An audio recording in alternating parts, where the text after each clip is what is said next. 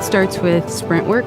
I think that's really important to understand how to run, because without being able to do so, it's hard to get into the proper position in order to jump far or even enjoy jumping, because you can hurt yourself pretty easily. And so I'd say, if you're starting off, learn first how to run and how to run properly.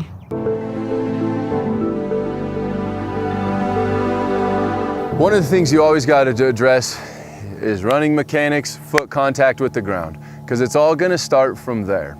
In order to do that, all your warm-up drills and your exercises all have to be geared towards creating the right foot action and foot strike on the ground.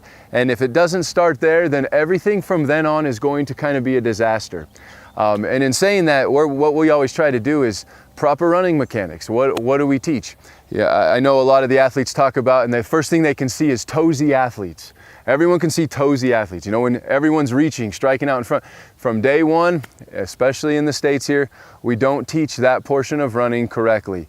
And it's just natural to run the other way. Toesy, that's natural. But to get to understand that the foot has to create force directly under the center of mass, there are some things we have to do to get there.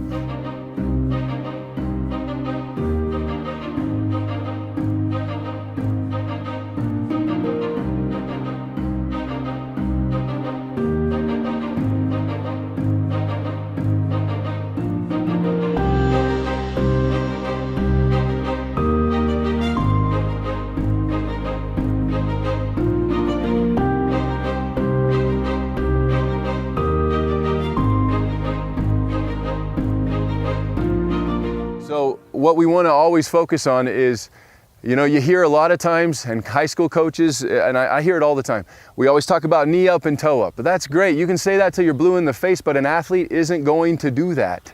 They're not going to do knee up, toe up. It's just, this is your knee up, this is your toe up. They don't understand that the toe has to stay in a dorsiflex position. To get it there, the best way, and I will say this, the best way to teach a kid to do this is if they are an extremely toesy runner, which is, I would say, 80% of every kid that even comes into our program in the beginning.